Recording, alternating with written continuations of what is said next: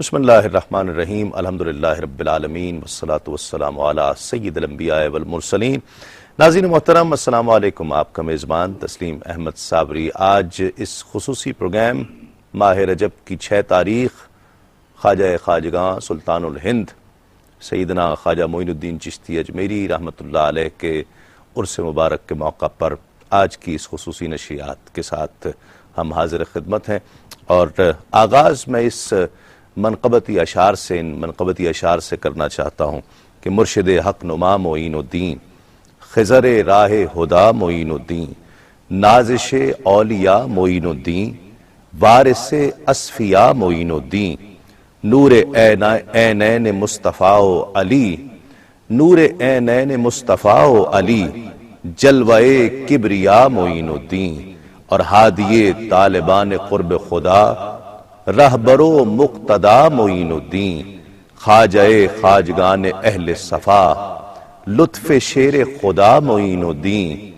دونوں عالم میں بامراد ہے وہ، دونوں عالم میں بامراد ہے وہ، جس کے لب پہ ہو یا معین الدین، دو جہاں کے دکھوں میں کافی ہے آپ کا آسرا معین الدین، آپ اسرار ذات حق کے ہیں محرم و آشنا معین الدین، اور والی کشور قناعت ہے آپ کا ہر گدا معین الدین، آپ کا نام ہے برائے رشید، آپ کا نام ہے برائے رشید، مجدے جاں فضا معین الدین۔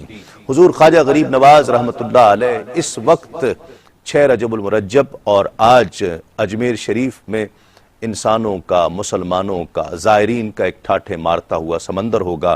ہم آپ کو وہاں پر بھی لے کر چلیں گے اور وہاں جو عرس کی تقریبات ہو رہی ہیں وہ بھی دکھائیں گے، اور خواجہ غریب نواز کا ذکر بھی ہوگا۔ آج کی خصوصیت یہ ہوگی کہ یقیناً آپ 1 رجب سے لے کر 10 رجب تک کیو ٹی وی کی جانب سے ایک عشرہ اور اس کے خصوصی پروگرامز دیکھ رہے ہیں، تو یقیناً اس میں واقعات کا ذکر بھی، کرامات کا ذکر بھی ہو رہا ہے۔ آج ہم کوشش کریں گے کہ دلیل العارفین کے حوالے سے کچھ بات کی جائے، کچھ انیس الارواح کے تعلق سے بات کی جائے، آپ کے ملفوظات اور آپ کی تعلیمات کے حوالے سے کچھ گفتگو کی جائے کہ صاحب عرس کی خوشی حاصل کرنا، خوشنودی حاصل کرنا، آپ کی تعلیمات پر عمل کر کے زیادہ حاصل کی جا سکتی ہے۔ یقیناً عرس کی جو تقریبات ہیں، جو روایات ہیں، جو رسوم و رواج ہیں، وہ بھی ہم فالو کرتے ہیں اور وہ بھی آپ کو دکھائیں گے، وہاں کے مناظر بھی آپ کو دکھائیں گے، اور اس کے ساتھ ساتھ ضروری ہے کہ ان کی تعلیمات پر گفتگو کی جائے، اور اسی لیے ہم نے آج دعوت دی ہے ممتاز اور مستند علماء کرام کو ہمارے ساتھ تشریف فرما ہے۔ بہت ہی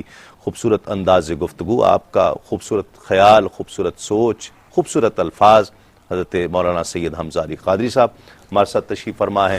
ان کے ساتھ تشریف فرما ایک اور بہت ممتاز مستند عالم دین، ہمارے ہاں کیو ٹی وی پر اکثر پروگرامز میں آپ انہیں دیکھتے ہیں، علامہ لیاقت حسین صاحب ہمارے ساتھ تشریف فرما ہے۔ ان کے ساتھ تشریف فرما ایک اور ممتاز اور مستند عالم دین، بہت خوبصورت انداز گفتگو ARY کیو ٹی وی پر مختلف پروگرامز میں آپ انہیں دیکھتے ہیں، مفتی سہیل رضا امجدی صاحب ان کے ساتھ تشریف فرما ہیں، ممتاز شاعر، ممتاز ثناخواں، ممتاز ثناگو، عالمی شہرت یافتہ سید صبی الدین صبی رحمانی صاحب۔ السلام علیکم تمام مہمانوں کا، وعلیکم بہت السلام شکریہ۔ ورحمۃ اللہ۔ آغاز کرتے ہیں، آج ایک تو میلہ سجا ہوا ہے اور اسی میلے میں ہم توفیلیوں کی حیثیت سے آج فیوز و برکات لینے کے لیے یقیناً وہاں پر وہ مناظر بھی ہم دکھائیں گے۔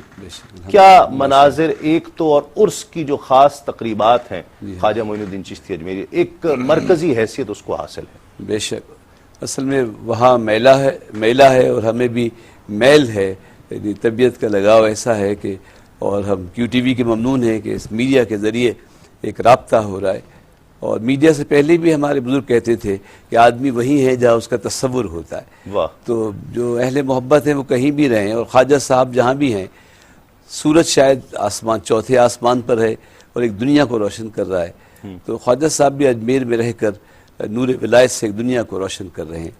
اور عرس کا میلہ، عرس تو بہت سے بزرگوں کے ہوتے ہیں، لیکن پوری دنیا میں جس دھوم دھام سے عرس خواجہ غریب نواز کا ہوتا ہے کہیں اور نظر نہیں آتا۔ واہ۔ خواجہ صاحب کی ہر صفت بے مثال ہے، غریب نوازی ہے تو بے مثال ہے، اور تصرف بے مثال ہے۔ حقیقت و معرفت کا جو پیغام انہوں نے جس انداز سے دیا ہے، سما کے سرور سے دیا ہے، تو مسموع کے خوش آواز دائروں سے دلوں تک اتارا ہے۔ خواجہ صاحب کی حکومت دلوں پر ہے اور قیامت تک رہے گی، اور وَرَفَعْنَا لَكَ ذِكْرَكَ کا سایہ در سایہ ان پر بھی ہے، اور وَلَلْآخِرَةُ خَيْرٌ لَكَ مِنَ الْأُولَىٰ، ہر آنے والا زمانہ جو ہے وہ بڑھ کر ہوگا، کیونکہ آپ نائب رسول ہیں، عطائے رسول ہیں۔ اجمیر سے ہم اجمیر سے بہت قریب ہیں، اور اجمیر مدینہ شریف سے بہت قریب ہے۔ واہ سبحان اللہ، کیا کہیے گا علامہ صاحب؟ آج میلہ سجا ہوا ہے، اور یہ دیکھیے کہ اس کو ایک مرکزی حیثیت حاصل ہے اس عرس مبارک کو، اور بہت چند یوں تو بہت ایسے نگینے، ایسی ہستیاں، ایسی شخصیات تاریخ میں گزری ہیں، لیکن بالخصوص خواجہ خواجگاں خواجہ غریب نواز رحمۃ اللہ علیہ کی شخصیت، اور ان سے جو لوگوں کا ایک قلبی تعلق ہے، جس طرح مولانا صاحب نے فرمایا کہ ایک دلوں پر حکومت ہے، وہ کیفیات جو ہیں وہ بہت کم دیکھنے کو ملتی ہیں۔ آج کی کیفیت بالکل مختلف ہے، اور پوری دنیا میں چلے جائیں تو یہ منایا جا رہا ہے۔ الحمدللہ رب العالمین والعاقبۃ للمتقین والصلاۃ والسلام علی سید الانبیاء والمرسلین۔ بہت شکریہ تسلیم بھائی۔ حقیقت یہ ہے کہ اللہ کے جو نیک بندے ہیں وہ دنیا میں ہوں یا دنیا سے پردہ کر جائیں، لوگوں کے دلوں پر حکومت ہے، اور یہ محبت اللہ تبارک و تعالیٰ نے خود ان کے لوگوں کے دلوں میں ان کے لیے رکھی ہے۔ سیجعل لہم الرحمن ودا، کس نے یہ ود اور محبت رکھی ہے؟ وہی رحمان کی ذات ہے۔ اور جب اللہ کا ولی اللہ کا مقرب ہو جاتا ہے، حدیث مسلم کے اندر آتا ہے کہ اللہ تبارک و تعالیٰ پھر اپنی محبوبیت کا اعلان کرتا ہے۔ جبریل علیہ السلام کو بھی فرماتا ہے کہ جبریل فلاں بندہ میرا محبوب ہو گیا۔ آل سما ثم ینادی فی السما، آسمانوں میں بھی اعلان ہوتا ہے، اور ثم یودع لہ القبول فی الارض، پھر ان کی قبولیت کو زمین میں رکھ دیا جاتا ہے۔ اور یہی قبولیت کا مظہر ہے کہ اتنے برس گزر گئے، اتنے سال گزر گئے، لیکن پھر بھی آج بھی لوگوں کے دلوں سے محبت نہیں جا رہی ہے۔ دنیا کی جو ایک حکومت ہوتی ہے، وہ سروں پر حکومت ہوتی ہے، سٹارز ہوتے ہیں، کرسیاں ملتی ہیں، وہ وقتی اور عارضی ہوتی ہیں۔ جیسے انسان کے سٹارز اترے، وہ کرسیاں ہٹ گئیں، ختم۔ لیکن اللہ کے نیک بندے دنیا سے چلے جاتے ہیں، حکومت نہیں جاتی ہے، اس لیے کہ وہ دلوں پر راج کرتے ہیں۔ اور اس کی بنیادی جو چیز ہے تسلیم بھائی، کہ اللہ کے ولی اللہ کی مخلوق سے محبت کرتے ہیں، وہ اللہ کی مخلوق کو الخلق و عیال اللہ سمجھتے ہیں کہ یہ اللہ کی کوئی بھی مخلوق ہے۔ میں صرف اشارہ دے کر آگے بزرگوں کی طرف بات بڑھاؤں گا کہ نبی کریم صلی اللہ علیہ وسلم نے حدیث پاک میں انہی اولیاء کی جب شان کو بیان کیا کہ ان کے لیے نور کے ممبر بچھے ہوں گے، ان کے چہرے نور کے ہوں گے، یغبطہم الانبیاء والشہداء یوم القیامۃ بمکان من اللہ، تو صحابہ کرام نے عرض کی یا رسول اللہ صلی اللہ علیہ وسلم ان کی کیا صفات تھی، کیا وجوہات تھی؟ تو یقیناً والمستغفرین بالاسحار ان کا بہت بڑا تھا، لیکن یہاں پر اللہ کے رسول صلی اللہ علیہ وسلم نے فرمایا تحابوا بروح اللہ من غیر ارحامہم ولا اموالہم، فرمایا بغیر کسی منفعت کے، بغیر کسی تعلق کے اللہ کی مخلوق سے اللہ کے لیے محبت کیا کرتے تھے۔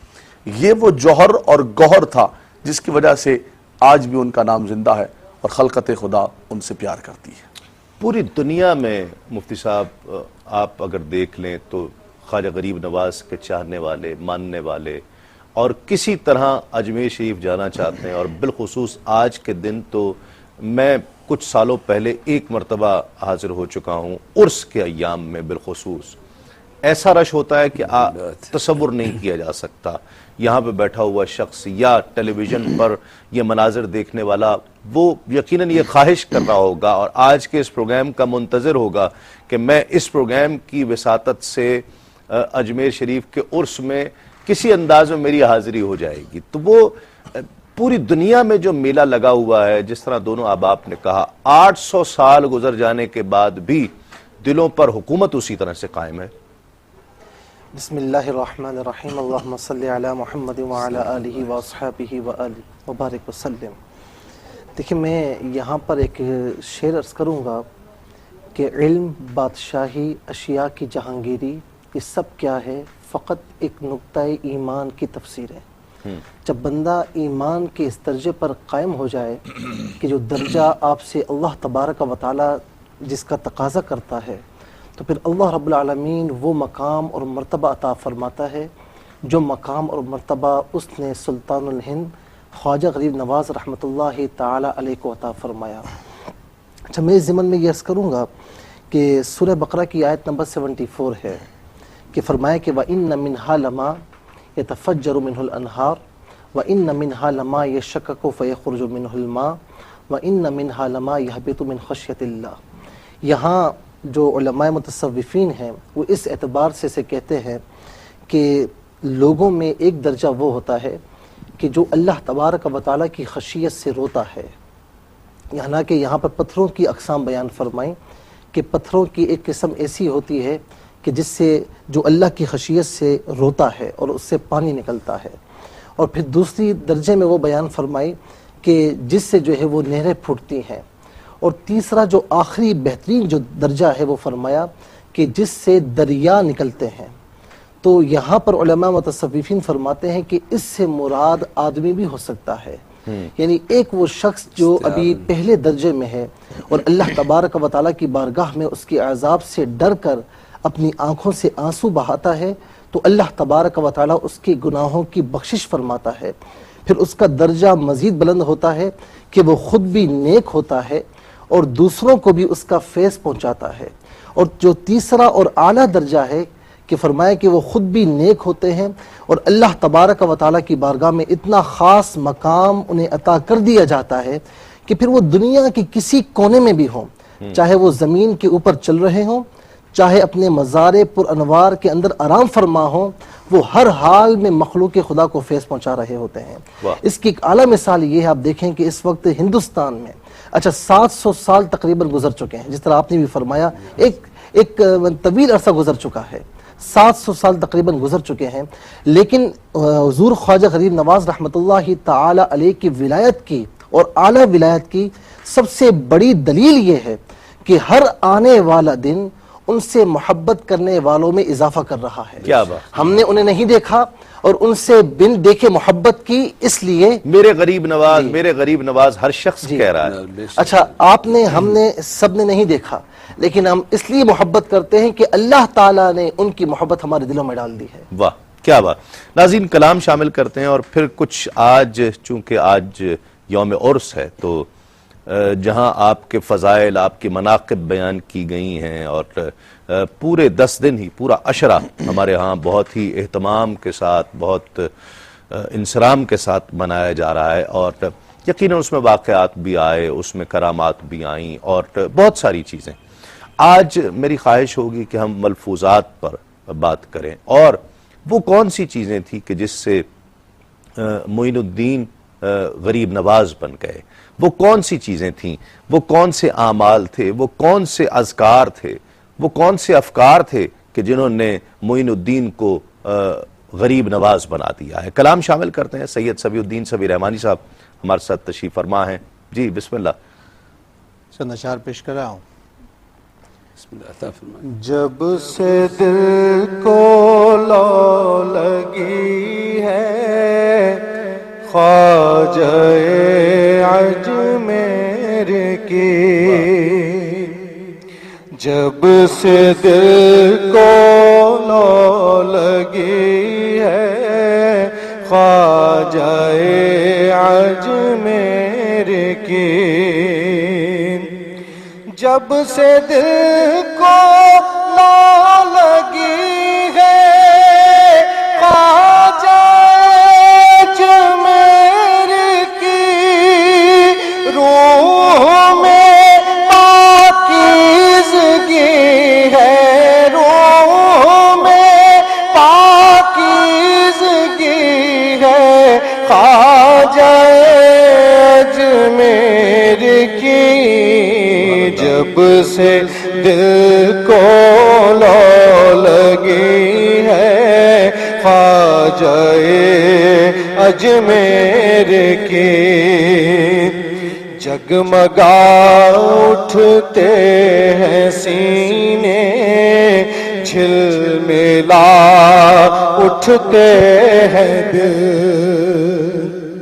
جگمگا اٹھتے ہیں سینے، جھلملا اٹھتے ہیں دل وہ ضیائے باطنی ہے، وہ ضیائے باطنی ہے، خواجہ اجمیر کی سبحان اللہ۔ جب سے دل میں لو لگی ہے خواجہ اجمیر کی،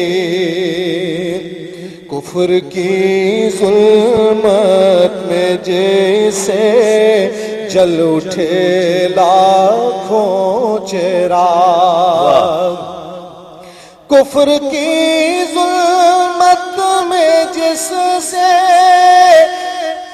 جل اٹھے لاکھوں چراغ، جو کہ تو وہ روشنی ہے، جو کہ تو وہ روشنی ہے، خواجہ اجمیر کی، جب سے دل میں لو لگی ہے خواجہ اجمیر کی، یہ تصور یہ توجہ یاد حق ذکر رسول، یہ تصور یہ توجہ یاد حق ذکر رسول، سب یہ طرز آ گئی ہے، سب یہ طرز آ گئی ہے، خواجہ اجمیر کی، جب سے دل میں لو لگی ہے خواجہ اجمیر کی،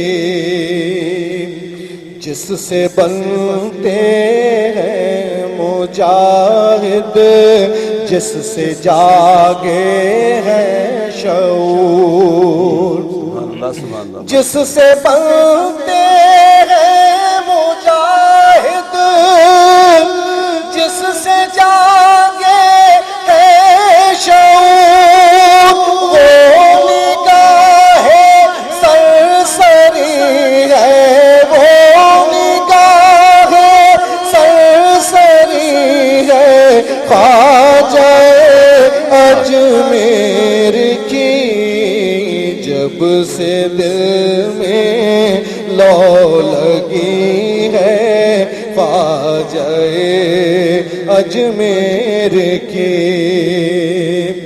بزم عالم کو تحیر آسماں والوں کو رشک، بزم عالم میں تحیر آسماں والوں کو رشک، بندگی سی بندگی ہے، بندگی سی بندگی ہے، خواجہ اجمیر کی، جب سے دل میں لو لگی ہے خواجہ اجمیر کی، وہ ہیں شریعت اور طریقت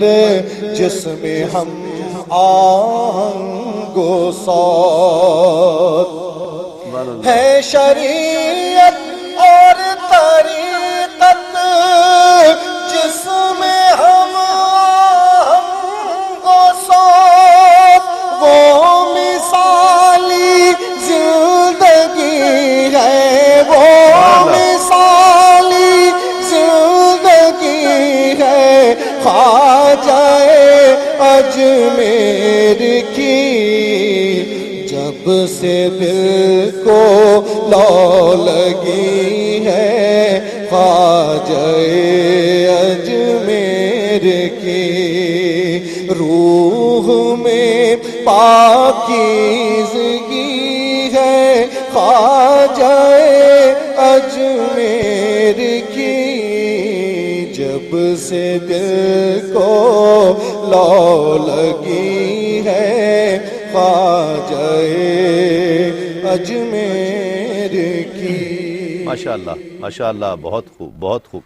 جب بھی زمانے میں دنیا میں ہم کسی کو عزت پاتا دیکھتے ہیں تو خواہش کرتے ہیں کبھی کوئی حسد کی صورت میں، کوئی رشک کی صورت میں کہ میں ایسا ہو جاؤں۔ خواجہ غریب نواز کے تو قدموں تک پہنچ جانے کی تمنا، اور پہنچ جائے تو کیا بڑی بن بات ہے۔ کیسے خواجہ اجمیر بن گئے؟ بابا فرید کہتے ہیں کہ ایک وقت تھا کہ جو رب کہتا میں کرتا، آج جو میں کہتا ہوں رب پوری کرتا ہے۔ کیسے یہ وقت آتا ہے؟ کیسے غریب نواز بنتا ہے؟ سر وحدت سے ظہور کثرت تک محمد ہی محمد ہے، صلی اللہ ان کی ہی تصدیق صداقت ہے، ان کو ہی حکم ماننا عدالت ہے، واہ، ان کی نسبت کی پاسداری حیا ہے، ان کے کلام کی حفاظت جمعیت قرآن ہے، واہ، اور ان کے نقش قدم پہ چلنا صورتاً و سیرتاً ولایت ہے۔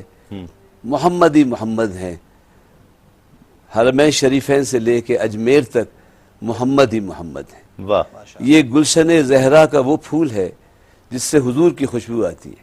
کیا بات! مادرزاد ولی ہیں، الحمدللہ حسنی حسینی کہکشان ولایت میں ماہتاب ہیں، لیکن یہ خیال ضرور آتا ہے کہ اللہ تعالیٰ بعض ہستیوں کو، جسے عرف عام میں کہتے ہیں مادرزاد ولی، ایک تو انتخاب ہے نا، ہاں، دیکھیے کیوں ہے؟ سوال یہ ہے کہ میں کیوں نہیں پیدا ولی ہوا؟ بعض ہستیاں جو ہیں وہ پیدا ہی ولی کیوں ہوتی ہیں؟ تو جب آپ ان کی سیرت کا اور سوانح حیات کا مطالعہ کریں گے تو پتہ چلے گا کہ جو اللہ تعالیٰ جن لوگوں کو بچپن سے ہی اپنی ولایت کا مظہر بناتا ہے وہ بڑی آزمائشوں سے گزرتے ہیں۔ ہم شاید ان آزمائشوں میں قائم نہیں رہ پاتے، تو لیکن یہ وہ لوگ ہیں کہ والد کا وصال ہو رہا ہے، والدہ کا وصال ہے، ہجرت ہے۔ خواجہ صاحب کا زمانہ کوئی ایسا پھولوں کا راستہ نہیں تھا حضرت، تمام دنیا بڑی پرآشوب سیاسی زندگی تھی۔ مسلمان خلافہ تھے لیکن سلجوقی عباسی خلافہ میں جنگ، سیستان جل رہا تھا، خود اصفہان سنجر میں اتنے فرقے ہوئے تھے کہ علماء اہل سنت شہید ہو رہے تھے، تاتاریوں کے قدموں کی چاپ سنائی دے رہی تھی۔ تو خواجہ صاحب نے جو بچپن گزارا ہے اور پھر جو سفر در سفر کیا ہے، 20 سال سے لے کے 25 سال تک حصول علم کے لیے سفر کیا ہے، اور نیشا پور پہنچے ہیں، اور پھر علم کی اس منزل پہ پہنچے ہیں کہ فقیہ اور محدث ہو کے مدینہ طیبہ میں محدث مدنی رہے ہیں، کوئی معمولی بات نہیں ہے حضرت، اور پھر اپنے مرشد کی خدمت میں رہے ہیں، مجاہدہ بھی ہے، ریاضت بھی ہے، عبادت و ریاضت، جیسا کہ بہت مرصع آپ نے منقبت سماعت فرمائی، وہ جو طرز آگہی ہے وہی تو طرز بندگی عطا کرتی ہے، اور یہ ایمان ہی کا پیغام نہیں ہے، ایمان کا پیغام تو ہر مولوی دیتا ہے، یہ ذوق و شوق و وجدان کے ساتھ ایمان کا پیغام ہے۔ مرید بنانا تو بہت سو پیروں کی خواہش ہے، خواجہ صاحب نے مرید بنائی نہیں ہے، لوگوں کو اللہ کا بندہ بنایا ہے، کیا بات! اور جو اللہ کا بندہ ہو گیا وہ خواجہ کا مرید ہو گیا۔ واہ، کیسے جی حضرت یہ ہم یہ دیکھ رہے ہیں خواجہ غریب نواز رحمۃ اللہ علیہ کی شخصیت مجاہدہ، ریاضت بھی ہوگی، حصول علم یہ آپ کے مقاصد میں سے تھا، آپ نے سیر و فی الارض کی تعمیل میں دنیا بھر کا سفر بھی کیا ہے، آپ نے مجاہدہ بھی کیا، ریاضت بھی کی ہے، ایک تو نسب اعلیٰ ہے، بہت اعلیٰ، حسنی حسینی نجیب الطرفین سید ہیں، پھر بہت ساری ایسی چیزیں ہیں جس طرح حمزہ صاحب فرما رہے تھے کہ وہ مشکلات اور آزمائش وہ تمام چیزوں سے گزرے ہیں تو غریب نواز بنے۔ بالکل قبلہ حمزہ صاحب نے بہت خوبصورت، ہر اعتبار سے، تاریخی اعتبار سے بھی بہت خوبصورت منظر کھینچا ہے، اور حقیقت یہی ہے کہ آپ نے فرمایا کہ کیسے پھر ہر ایک جو ہے ان کا تابع ہو جاتا ہے، کہ من کان للہ کان اللہ لہ، جو اللہ تبارک و تعالیٰ اور اس کے رسول کا تابع ہو جاتا ہے، شریعت مطہرہ کا تابع ہو جاتا ہے، پھر جہان کی ہر چیز اس کی تابع ہو جاتی ہے۔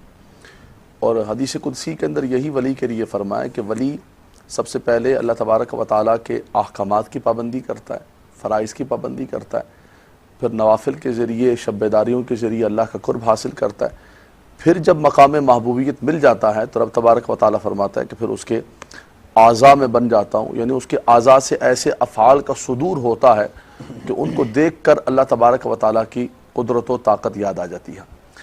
اپنے تو اپنے ہیں، دوسروں نے بھی یہ بات کہی کہ وہ کہا جاتا ہے الفضل ما شہیدت بہ الاعداء۔ شیخ انور شاہ کشمیری نے بھی یہ بات کہی کہ اگر کسی درخت پر اور کسی پتھر پر اللہ تبارک و تعالیٰ جلوہ ڈالے اور وہاں سے ان اللہ کی آواز آنے لگے تو یہ تو انسان ہے، یہ جب اللہ تبارک و تعالیٰ کا تابع ہو جائے اور اللہ کے ذکر سے اپنے آپ کو ہمہ وقت جو ہے وہ منور کرے تو کیوں نہ پھر اس کے اعضاء سے ان افعال کا صدور ہوگا کہ جنہیں دیکھ کر اللہ تبارک و تعالیٰ کی قدرت و طاقت یاد آ جائے۔ تو سب سے پہلے جیسے حضرت نے اشارہ فرمایا قل ان کنتم تحبون اللہ فاتبعونی کا منظر، کہ اگر تم اللہ کا محبوب بننا چاہتے ہو تو اللہ کے حبیب کی اتباع کر لو، ان کو اپنا ان کا اسوہ حسنہ اختیار کر لو، ان کو اپنا آئیڈیل بنا لو، اللہ تبارک و تعالیٰ تمہیں اپنا محبوب بنا لے گا۔ اور دوسری بات یہ کہ شریعت مطہرہ اور شریعت کو سمجھنے کے لیے جو ولی کی تعریف فرمایا الذین آمنوا وکانوا یتقون، ولی صاحب ایمان صاحب تقوی ہوتا ہے، اور تقوی تبھی نصیب ہوتا ہے کہ جب انسان قرآن و حدیث کا علم حاصل کرتا ہے، قرآن و حدیث کی آگاہی حاصل کرتا ہے، اسے حلال و حرام کا اور عبادات کا اور احکامات کا پتہ ہوتا ہے۔ جتنے بھی اولیاء کرام ہیں حضور سیدنا غوث اعظم رضی اللہ تعالیٰ سے لے کر سب نے علم حاصل کیا، اور جن ریاضات اور جن مجاہدات اور جن اسفار کی طرف آپ نے اشارہ فرمایا سب نے کیے، اور اس جد و جہد کے بعد اللہ تبارک و تعالیٰ نے انہیں وہ منزل عطا فرمائی۔ پھر جب منزل مل جاتی ہے تو پھر جدھر نگاہ اٹھاتے ہیں، جہاں ہاتھ اٹھاتے ہیں لئن سالنی لأوتینک کا منظر ہوتا ہے کہ اگر وہ سوال کریں تو ہم ضرور بضرور ان کو سوال کو پورا کریں۔ کیا بات۔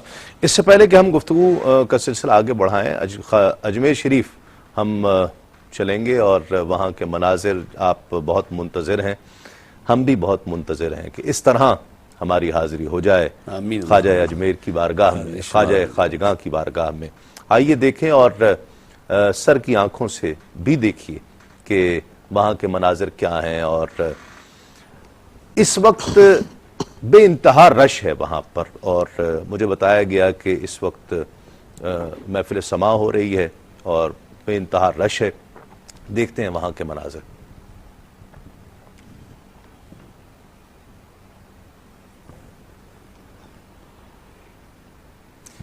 یہ جو مناظر دیکھ رہے ہیں اور عرس کے مراسم جو ہیں، جی ہاں اس کا آغاز، بلکہ یہ تو 3-5 روزہ جو ہے وہ عرس ہے، اور آج کیونکہ خاص تاریخ ہے 6 شریف سے، اور حضرت نے بھی 700 سال فرمائے، مجھے یہ گمان ہے کہ 633 800 کے قریب، تقریباً 800 کے قریب، اور پھر پیر کا دن ہے، تاریخ بھی ہے اور دن بھی ہے، اور پورے 800 سال یعنی ہم 1433 میں اس وقت حاضر ہیں۔ تو ترکناہ فی الآخرین، اللہ نے اپنے بندوں کی یادیں جو ہیں چھوڑی ہوئی ہیں آنے زمانے کے لیے، تو خواجہ صاحب کی یاد تو اللہ تعالیٰ نے چھوڑی ہوئی زمانے میں۔ تو اور یہ جو عرس کا میلہ ہے وہ محبت کا، وہ یکتائی کا، وہ وحدت انسانی کا پیغام دے رہا ہے کہ ساری دنیا کے لیے ایک مثال ہے کہ ایسا دربار جہاں یہ برصغیر پاک و ہند میں خود حضور صلی اللہ علیہ وسلم میں خوشگمان ہوں کہ منتظر تھے ایک ایسے جوہر کے کہ جن کو ہند میں بھیجا جائے اور اس اندھیرے میں روشنی ہو، اور پھر یہ ہند بھی ساری دنیا میں حکومتیں تھیں، سیاسی باتیں تھیں، پوری دنیا میں جو کثیر المذاہب علاقہ تھا وہ ہند تھا۔ اس لیے بھائی معمولی بات نہیں ہے کہ خواجہ صاحب آئے انہوں نے اسلام پھیلا دیا، ایسے یہ یہاں پلک جھپکتے نہیں، یہ نہیں کہ لوگ خالی تھے اور آپ نے ان سے کہا مذہب کو مانو، اللہ کو مانو۔ کثیر المذاہب تھے، ہندو مت تھا، وید تھا، اور بھگت تھے، اور جناب خود یہ بدھ مت دنیا میں پھیل چکا تھا۔ تو اتنے کثیر مذاہب علاقے میں جو کبھی اپنے آپ کو آرین سے ملاتے تھے اور کبھی چچا سام کی اولاد سے ملاتے تھے، ان لوگوں کو ایک اللہ کی عبادت پہ مجتمع کرنا معمولی بات نہیں تھی۔ اور پھر یہ جو سما ہے، اچھا تبلیغ کا انداز کیا ہے کہ وہ خواجہ صاحب لنگر پیش کر رہے ہیں، وہ بچپن سے کسی شیرخواری کے عالم میں بچے کو اگر کسی کو روتے دیکھتے تو والدہ سے اشارہ کرتے دودھ پلاؤ، اور کبھی تنہا نہیں کھاتے تھے۔ تو لنگر تقسیم ہو رہا ہے، آنے والے سے یہ بھی نہیں پوچھتے تھے کہ ہندو ہو کہ مسلمان، کھانا کھایا ہے، کھانا نہیں کھایا جاؤ کھانا کھا لو، تو آدھا کام تو لنگر میں ہو جاتا ہے۔ اور پھر اس کے بعد محفل نعت ہے، خواجہ صاحب خود نعت لکھ رہے ہیں، ایمان محمد سلطان محمد، اور لوگ دیکھ رہے ہیں کہ نورانی چہرہ ہے اور اس کے لبائے مبارک سے محمد محمد کی صدا آ رہی ہے۔ تو لوگ پوچھتے تھے، کافر پوچھتے تھے کہ کیا یہ جو درمیان میں بیٹھے ہیں یہ محمد ہیں؟ تو لوگ کہتے تھے نہیں یہ تو معین ہیں، محمد ان کے رسول ہیں. تو وہ کہتے تھے معین اتنے اچھے ہیں تو محمد کیسے ہوں گے؟ کیا بات کیا بات. ناظرین یہ مناظر انشاءاللہ ہم آپ کو دکھاتے رہیں گے، گفتگو کا سلسلہ بھی جاری رہے گا. کچھ تھوڑا سا ہم علمی اور فکری گفتگو انشاءاللہ بھی کریں گے، آپ کے ملفوظات کے تعلق سے، آپ کی تعلیمات کے تعلق سے بھی، ایک مختصر سے وقفے کے بعد، اس یقین کے ساتھ آپ کہیں نہیں جائیں گے. خواجہ کی چھٹی آئی، خواجہ کی چھٹی آئی، پھر ماہ رجب نکلا لے کر نئی انگڑائی، خواجہ کی چھٹی آئی، خواجہ کی چھٹی آئی. اللہ علیہ نے ہم دیکھتے ہیں مفتی صاحب کسی بھی دور میں علماء کرام اپنے تئیں کوشش کر رہے ہوتے ہیں اور کوشش کسی حد تک کامیاب ہو رہی ہوتی ہے، لیکن ایک وہ صوفی بصفا جب آتا ہے جو عالم بھی ہو، وقت کا مجدد بھی ہو، وہ جب میدان میں آتا ہے تو میدان مار لیتا ہے اور ایک انقلاب کی فضا پیدا کرتا ہے، اور وہ جو صدقہ اس کے ذریعے اس کی وساطت سے ملتا ہے. یہ کیا وجہ ہے؟ تاریخ بھری پڑی ہے کہ جب صوفی آیا ہے اس نے میدان مارا ہے. آپ یوں کہہ سکتے ہیں کہ فقط عالم رہا تو اس نے زبان سے تبلیغ کی، اور عالم کے ساتھ ساتھ وہ صوفی بھی بن گیا تو اس نے پھر زبان کے ساتھ ساتھ آنکھوں سے بھی جو ہے وہ نگاہ سے کام کیا، تبلیغ فرمائی. دیکھیں بات یہ کہ جب علم حاصل کر لیا تو علم حاصل کرنے کے بعد اپنے باطن کو اس علم سے آراستہ کرنا اور پھر اس علم پر عمل کرنا، یہ ایک بہت بڑی بات ہے. جس طرح مجھے یہاں پر ایک بزرگ کا واقعہ یاد آیا کہ ان کے پاس ایک شخص اپنے بچے کو لایا کہ حضور یہ کھجور بہت میٹھا بہت کھاتا ہے، آپ اس سے فرمائیں کہ یہ کم کھائے. فرمایا کہ 3 روز کے بعد آنا. 3 روز کے بعد جب وہ اپنے بچے کو لے کر آیا تو اتنا فرمایا کہ بیٹا کم کھایا کرو. عرض کی کہ حضور آپ یہ پہلے بھی فرما سکتے تھے. تو فرمایا کہ پہلے میں بھی زیادہ کھاتا تھا تو میں اس لیے 3 روز رکا ہوں تاکہ پہلے میں کم کروں، اس کے بعد میں اس بچے سے کہوں تاکہ ایک تاثیر پیدا ہو. تو بات یہ ہے کہ علم حاصل کرنے کے بعد جب اس پر عمل آ جائے جو کہ انتہائی ضروری ہے تو پھر اللہ تبارک و تعالی زبان میں تاثیر پیدا فرما دیتا ہے. پھر ساتھ ہی ساتھ ریاضتیں بھی ہوتی ہیں، مجاہدات بھی ہوتے ہیں، اللہ والوں کی صحبتیں مل جاتی ہیں، تو پھر وہ مقام اور مرتبہ مل جاتا ہے کہ جو اولیاء کاملین کو ملا کرتا ہے، اور پھر اولیاء کاملین اللہ تبارک و تعالیٰ کی عطا سے وہ کام کر جاتے ہیں جو عام بندہ نہیں کر سکتا. قبلہ علامہ صاحب نے ریاضت اور مجاہدات کے حوالے سے بڑی پیاری باتیں ارشاد فرمائیں. دیکھیں بات یہ ہے کہ علم کے بغیر آپ صوفی نہیں بن سکتے. کوئی کہے کہ میں علم کے بغیر ولی بن جاؤں، میں علم کے بغیر صوفی بن جاؤں، میں شیخ طریقت بن جاؤں، ایسا نہیں ہو سکتا. بلکہ خود ان کے اقوال میں نے پڑھا اور حضور غوث اعظم رضی اللہ تعالیٰ عنہ کے اقوال میں بھی پڑھا کہ بغیر علم کے صوفی ایسا، اس کی مثال ایسی کہ ایک نابینا جو ہے وہ سڑک پار کر رہا ہو تو آپ اس سے کہیں کہ مجھے سڑک پار کرا دے، وہ تو خود نہیں دیکھ سکتا، وہ تو خود بھی جو ہے وہ ہلاک ہو رہا ہے، وہ آپ کو بھی تباہ و برباد کر دے گا. یا ایک شخص سے اسے تیرنا نہیں آتا اور آپ اس سے کہیں کہ مجھے تیراکی سکھائے، تو معلوم یہ ہوا کہ عمل کے لیے علم ضروری ہے، علم کے لیے عمل ضروری ہے. اچھا جہاں تک رہی بات آپ کی جو ہے وہ علوم ظاہرہ کی تکمیل کی، تو یعنی بالیقین آپ نے شہروں کا کئی ممالک کا سفر فرمایا، جس طرح کہ سمرقند کا سفر فرمایا، بخارا کا، مکہ مکرمہ کا، مدینہ منورہ کا، افغانستان کا سفر فرمایا. بلکہ آپ کے حالات میں نے پڑھا کہ آپ نے سنجان میں سید نجم الدین کبریٰ رحمۃ اللہ تعالی علیہ سے ملاقات فرمائی، ان سے اکتساب فیض کیا. اچھا اس کے علاوہ آپ نے جو ہے وہ اصفہان میں خرقان میں ابو الحسن خرقانی رحمۃ اللہ تعالی علیہ جو مشہور بزرگ ہیں ان سے اکتساب فیض کیا. اصفہان میں شیخ محمود اصفہانی رحمۃ اللہ تعالی علیہ سے اکتساب فیض کیا.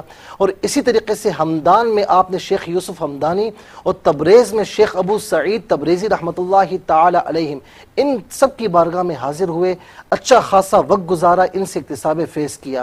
تو معلوم یہ ہوا کہ جب اللہ والا میدان عمل میں نکلتا ہے عالم بننے کے بعد، علوم ظاہرہ کی تکمیل کے بعد، فرماتے ہیں کہ میرا دل مطمئن نہ تھا، میرا دل چاہتا تھا کہ میں بس ایک ایسے راستے پر آؤں کہ جو راستہ اللہ تبارک و تعالیٰ کی معرفت کی جانب جاتا ہے.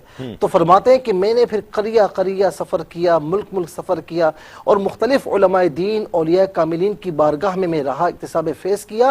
تو اس کے بعد یعنی قریہ قریہ گھومے، صحت فرمائی، سیر فرمائی، اس کے بعد اللہ رب العالمین نے پھر اپنی عطا سے یہ مقام اور مرتبہ عطا فرمایا. ٹھیک.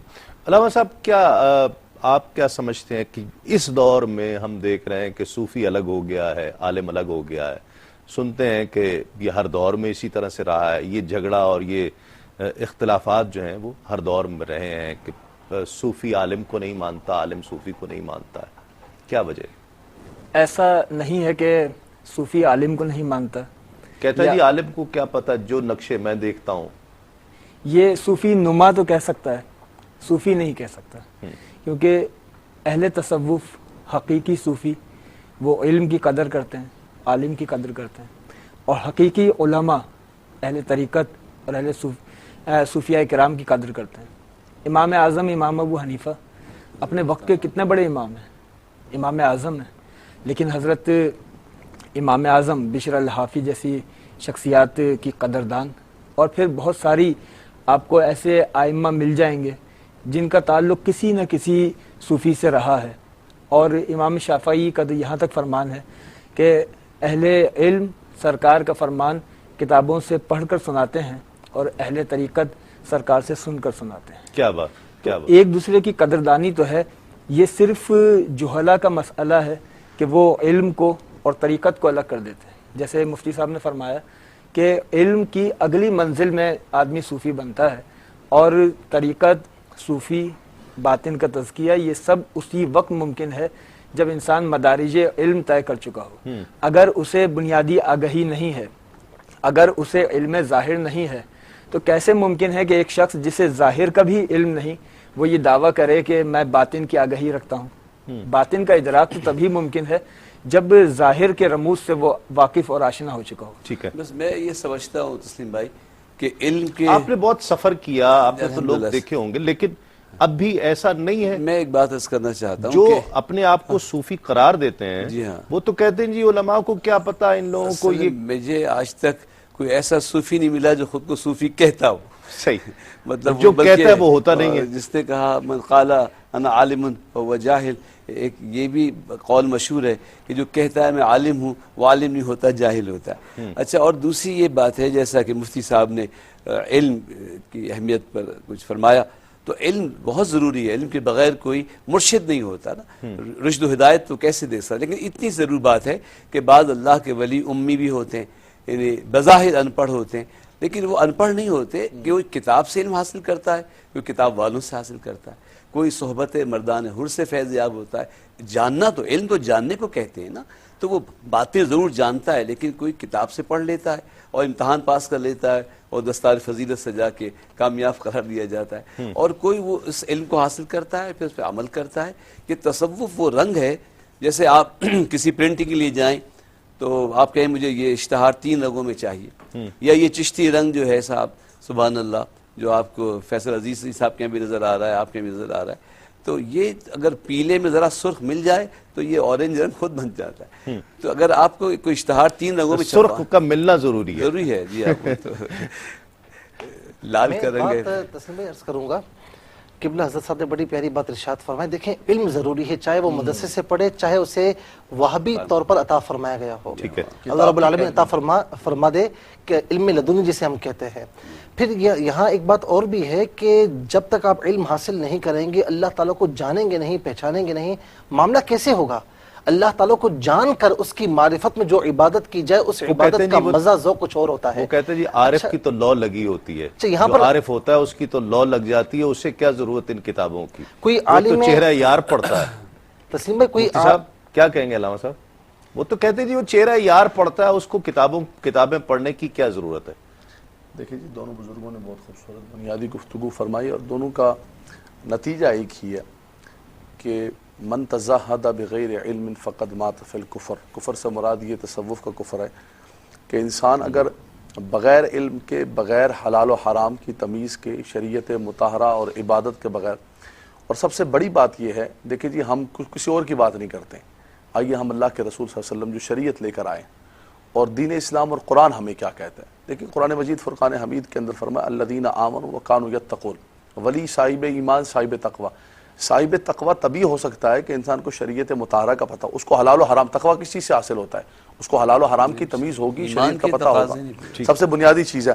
اور اللہ کے رسول، جو میں نے بخاری کی حدیث پڑھی ہے، نبی کریم صلی اللہ علیہ وسلم نے فرمایا کہ سب سے پہلے انسان، اللہ کا ولی سب سے پہلے فرائض کی پابندی کرتا ہے۔ ایک شخص کو فرائض کا پتہ ہی نہیں ہے کہ فرض ادا کیسے ہوتا ہے، ان فرائض کو کیسے ادا کیا جائے گا، تو وہ کیسے ولایت کی پہلی سیڑھی پر چڑھ سکتا ہے؟ ہاں، حضرت نے جو فرمایا کہ اس کو کتاب کے ساتھ اور قلم کے ساتھ مقید نہیں کیا جا سکتا کہ علم وہی ہے جس کے پاس سند ہو، سند اس نے لٹکائی بھی ہوگی پیچھے اپنے تو وہ عالم فاضل ہوگا، یا نام کے ساتھ اس نے لکھا ہوگا، یا کتاب اس کے پاس ہوگی، نہیں، بغیر کتابوں کے اللہ کے رسول صلی اللہ علیہ وسلم نے وَيُعَلِّمُهُمُ الْكِتَابَ وَالْحِكْمَةَ وَيُزَكِّيهِمْ، نبی کریم صلی اللہ علیہ وسلم کتاب و حکمت بھی سکھاتے تھے، حضور کا منصب ہے، معلم ہے، اور ساتھ ساتھ نظر سے بھی اللہ کے رسول صلی اللہ علیہ وسلم پاک فرمایا کرتے تھے۔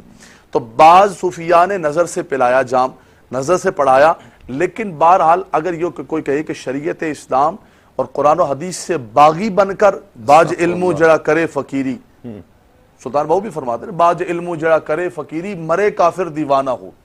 اب آپ نے کن مدرسوں میں جا کر پڑھا ہے، لیکن آپ بھی فرماتے ہیں کہ نہیں، پڑھنا ضروری ہے، اس کے بغیر تم فقیری کرنے جاؤ گے تو شیطان کے تم چیلے بن جاؤ گے، شیطان کے چنگل کے اندر پھنس جاؤ گے، اور شیطان تمہیں ان راہوں پر لے جائے گا۔ اور ایک بڑی خوبصورت بات آپ نے فرمائی کہ دیکھیں موسیٰ نے اس کی وضاحت فرمائی کہ قرآن مجید فرقان حمید نے بھی فرمایا ان الذین آمنوا وعملوا الصالحات، یہ مرکب ہے کامیابی کا، ٹھیک ہے، اور یا ایھا الذین آمنوا لم تقولون ما لا تفعلون۔ اللہ کے رسول صلی اللہ علیہ وسلم نے اپنی حیات طیبہ مکہ مکرمہ کے اندر آل مکہ میں قریش میں گزاری، پہلے عمل کر کے دکھایا، ٹھیک، اس کے بعد فرمایا کہ بتاؤ میں کبھی جھوٹ بول سکتا ہوں، میں کبھی کسی کے وعدہ خلافی، کسی کا امانت میں خیانت، فرمایا نہیں، اب صادق الوعد اول امین ہے۔ یہی طریقہ اور یہی اسلوب صوفیہ نے اپنایا۔ صوفی نے پہلے حال اپنے آپ کو، اور اس کے بعد ان کا قال، پھر اس کی برکتیں اور اس کی تاثیر۔ اور یہ کوئی بھی صوفی، کسی بھی آپ کتاب اٹھا کر دیکھ لیں، یہ آج یہ ایک وہ بیت ہوتی ہے، بیت نبی کریم صلی اللہ علیہ وسلم نے بیت علی الاسلام فرمائی، بیت علی الجہاد فرمائی، بیت علی الخیر، یہ بیت علی المال جو آج نیا سلسلہ شروع ہے، اس کے اندر یہ نئی راہیں اور نئے سلسلے جاری و ساری ہے۔ باقی آپ خواجہ صاحب کو اٹھائیں، آپ داتا صاحب کو اٹھائیں، آپ غوث پاک کو اٹھائیں، آپ بابا فرید کو اٹھائیں، کسی بھی اللہ کے ولی کو اٹھائیں، وہ انچ برابر نہ تو شریعت مطہرہ سے ادھر سے ادھر ہوتا ہے، اور نہ شریعت کے بغیر کچھ ولایت سمجھتا ہے۔ وہ سمجھتے ہیں کہ سب سے پہلے شریعت ہے تو تبھی وہ پرواز کر سکتے ہیں۔ تو یہ بیت علی المال جو شروع ہوا ہے، اب دیکھیں آپ کہ آج کیا ہے ولایت، صرف صاحب نصاب مرید ہو سکتا ہے آج، بالکل صاحب نصاب، کیونکہ خواجہ غریب نواز تو غریب نواز تھے نا، امیر نواز نہیں تھے۔ آج کیا ہے کہ آج آپ انہی خانقاہوں پر دیکھیں کہ کتوں کی اور گھوڑوں کی ریس ہو رہی ہے، مرغوں کی ریسیں ہو رہی ہیں، اور ان کے اندر زاغوں کے تصرف میں عقابوں کے نشے میں، جہاں عقاب اور شاہین بیٹھا کرتے تھے، آج وہاں پر گدے اور کوے بیٹھ کر صرف کھانے پینے کا ایک نظام چل رہا ہے۔ تو وہ سارا نظام صوفیاء کرام کیوں اتنے غالب آئے اور کہاں انہوں نے اسلام کو پہنچایا اور اسلام کی آبیاری کی، اس کی بنیادی وجہ حضور خواجہ غریب نواز رحمۃ اللہ تعالی علیہ، لنگر کا آپ نے ذکر فرمایا وَيُطْعِمُونَ الطَّعَامَ عَلَىٰ حُبِّهِ مِسْكِينًا وَيَتِيمًا وَأَسِيرًا إِنَّمَا نُطْعِمُكُمْ لِوَجْهِ اللَّهِ لَا نُرِيدُ مِنكُمْ جَزَاءً وَلَا شُكُورًا۔ آپ خود روزہ رکھا کرتے تھے، 7 دن کے بعد روزہ کھولتے، وہ بھی سوکھی روٹی کے ساتھ، لیکن لنگر ہے کہ وہ جاری و ساری ہے، اور آپ نے فرمایا بڑی خوبصورت بات، اور آج تک جاری و ساری ہے، آج تک جاری و ساری، یہ برکت ہے، یہ برکت ہے صوفی کو اس لنگر کی۔ جیسا میں اس کو عالمانہ بصیرت افروز بیان کے درمیان اپنی ہلکی پھلکی باتیں کرتا رہا ہوں، حقیقت یہ ہے کہ جیسی روح ہوتی ہے جب وہ جسم میں ہوتی ہے تو جسم سے بھی ویسے آثار ظاہر ہوتے ہیں، وہ روح جب قبر میں ہوتی ہے نا تو قبر کے اوپر بھی ویسے ہی آثار ظاہر ہوتے ہیں جو اس کا مزاج ہوتا ہے، کیونکہ وہ بچپن سے کھانا کھلانے کا ذوق شوق رکھتے تھے، تو آج بھی ان کے دربار سے اچھا وہ لنگر جاری ہے، وہ ذوق سما، اللہ اکبر، اور لوگوں کو محبت کی نغمگی کے ساتھ گرویدہ کرنا، وہ آج بھی دربار ایک ٹھاٹے مارتا ہوا، جی ہاں، وہ مناظر بلکہ اگر دکھائے جائیں ایک مرتبہ پھر، تاکہ ہم بھی وہ مناظر دیکھیں، ایک مرتبہ پھر دیکھیں، اور اس کے بعد پھر ایک وقفے کی طرف ہمیں بڑھنا ہے۔ یہ دیکھیے، یہ اس وقت تقریبات کا آغاز ہو چکا ہوا ہے، اور سب لوگ گرداب بلا افتادہ کشتی، ضعیفانو شکستارا تو پشتی، بحق خواجہ عثمان ہارونی مدد کن یا معین الدین چشتی. آمین آمین. اللہ یہ اولیاء کاملین کا وظیفہ. دنیا بھر سے لوگ آتے ہیں، میں اس چیز کا گواہ ہوں. بہت دور دور سے لوگ، یو کے سے، یورپ سے، افریقن کنٹریز سے، امریکہ سے، دنیا بھر سے لوگ اس عرس مبارک میں شریک ہوتے خواجہ صاحب کی ہیں. زیارت کی عرس میں شریک ہونے کے لیے اتنا سفر کرنا، اس کا یقیناً کوئی فیضان ہے، کوئی اس کا کوئی مقناطیس ہے جو بینیفٹس کھینچے. ہیں. Yeah. یہ ہم گفتگو ایک مختصر سے وقفے کے بعد کریں گے. خواجہ کی چھٹی آئی،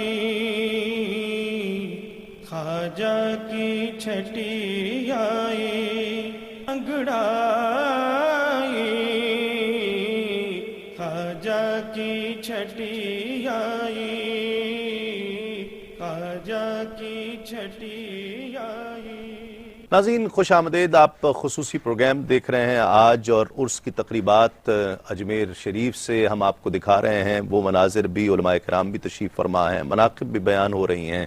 اور جس طرح میں نے آغاز میں ذکر کیا تھا، ہم نے کوشش بھی کی اہتمام کے ساتھ کے اور التزام کے ساتھ کہ کچھ خواجہ غریب نواز کی تعلیمات، آپ کے ملفوظات کا تذکرہ ہو جائے. جو کیا ہے یقیناً اس کا بیان ہوتا رہا ہے، جو کہا ہے، اور پھر جو آنے والے وقتوں کے لیے جو اپنے ملفوظات چھوڑے ہیں، جو آپ نے تعلیمات چھوڑی ہیں، جو چاہا ہے آپ نے کہ آپ کے مرید، آپ سے متعلق، آپ سے منسلک ہونے والے، آپ کے نام لیوا جو میرے غریب نواز کہہ کر چھٹی مناتے ہیں اور عرس کی تقریبات بڑے ذوق و شوق سے مناتے ہیں، لنگر بھی پکاتے ہیں، عرس بھی بہت ذوق و شوق سے مناتے ہیں. کیا کرنے کے لیے کہا گیا ہے؟ ایک تو سب سے پہلے میں خوش آمدید کہنا چاہتا ہوں. بہت ہی ممتاز شخصیت، ممتاز عالم دین، بہت خوبصورت گفتگو کرنے والے. آپ موزمبیق میں ہیں آج کل اور تشریف لائے ہوئے ہیں یہاں پر، تو ہم نے دعوت دی ہے آپ کو. حضرت علامہ سید عارف حسین شاہ صاحب اویسی، السلام علیکم. آپ کا بہت شکریہ. ممتاز، محترم، خوش آواز، خوش انداز سناخا عابد علی معصومی ہمارے ساتھ تشریف فرمائے، السلام علیکم. آپ کا بھی بہت شکریہ. میں حضور ذکر کر رہا تھا کہ عرس کا فیض ملتا ہے چھٹی کہیں دنیا کے کسی بھی خطے میں ہوں. دیکھیے یہ لوگ لاکھوں کروڑوں کی تعداد میں چھاٹے مارتا اور بڑا دلچسپ واقعہ گزرا ہے کہ ایک بزرگ سے کسی ان کے مرید نے اجازت مانگی کہ اجمیر شریف اس پہ چلا جاؤں، تو آپ نے کہا نہیں مت جاؤ.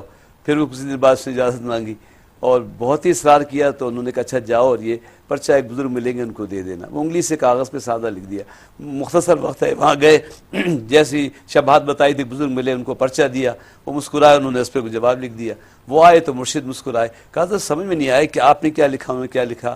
کہا بیٹا میں نے لکھا تھا خواجہ صاحب کو کہ یہ کیا ہنگامہ ہے کہ تم اتنی مخلوق کو اپنے یہاں بلاتے ہو.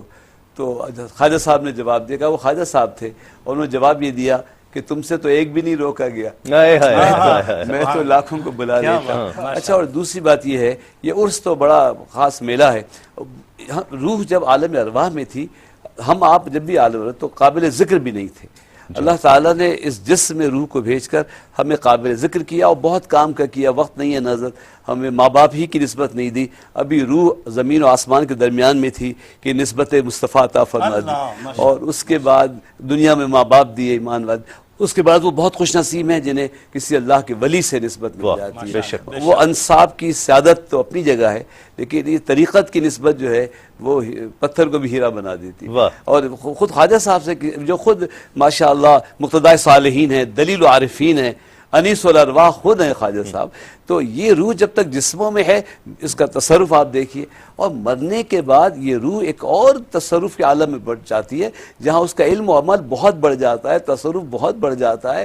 یہ عرس کا میلہ کچھ نہیں ہے جو ظاہر میں، باطن میں نہ جانے کیسا میلہ ہوگا. حضرت ایک عالم ارواح کا ہجوم ہے. لیکن اس وقت میں صرف اتنا عرض کروں گا کہ خواجہ صاحب سے کسی نے پوچھا خواجہ صاحب یہ مقام کیسے حاصل ہوا؟ کہ کوئی خاص بات نہیں ہے، میں نماز پڑھتا ہوں، ابھی نماز پڑھا، روزہ میں روزہ. لیکن ایک بات ہے کہ میں نے 20 سال اپنے مرشد کے ساتھ اس حالت میں سفر کیا ہے کہ کمر پہ بستر ہوتا تھا اور جلتی ہوئی انگیٹھی بالوں میں ہوتی تھی، سر پہ ہوتی تھی کہ کہیں وضو کے پانی. ایک بزرگ جا رہے تھے نا، تو ایک مرشد بھی معاون نہر، سخت سردی کے علاقے تھے، تو ان کے مرشد نے جو ہے وہ پاپوش جو تھی وہ موزوں کے بغیر تھی، تو سردی سے پاؤں پھٹنے لگے.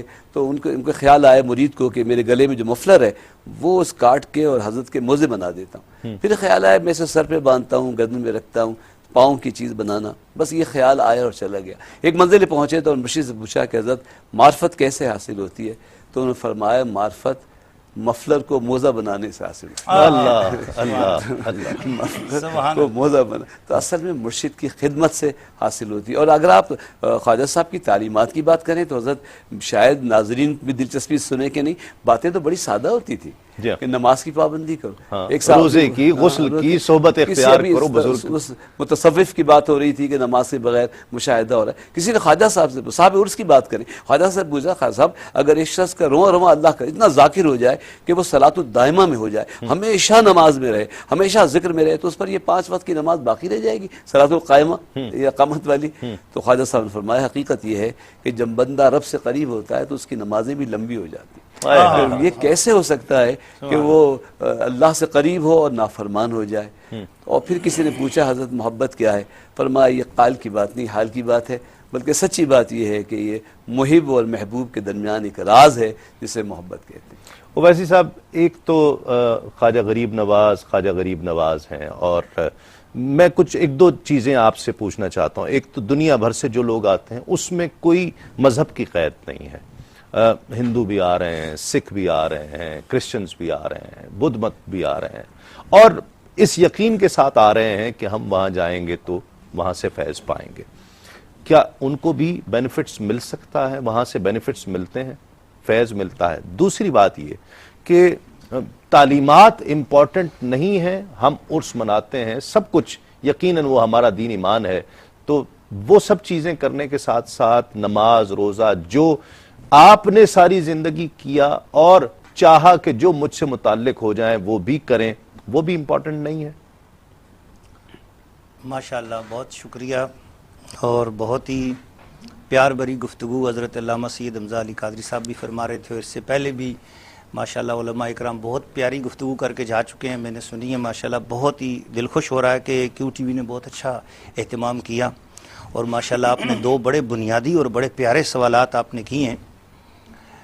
پہلا سوال آپ نے جو قائم فرمایا اور جو محبت کا آپ نے اس چراغ کی کرنیں بتائی ہیں کہ وہاں پر ہندو بھی آ رہے ہیں، سکھ بھی آ رہے ہیں، انگریز بھی آ رہے ہیں، اور مذہبوں کے ماننے والے بھی آ رہے ہیں، اور مذہبوں کے انکاری لوگ بھی وہاں پہ آ رہے ہیں، ملحد بھی آ رہے ہیں جو خدا کو بھی نہیں مانتے، خواجہ صاحب کے دروازے پر وہ بھی پہنچ رہے ہیں.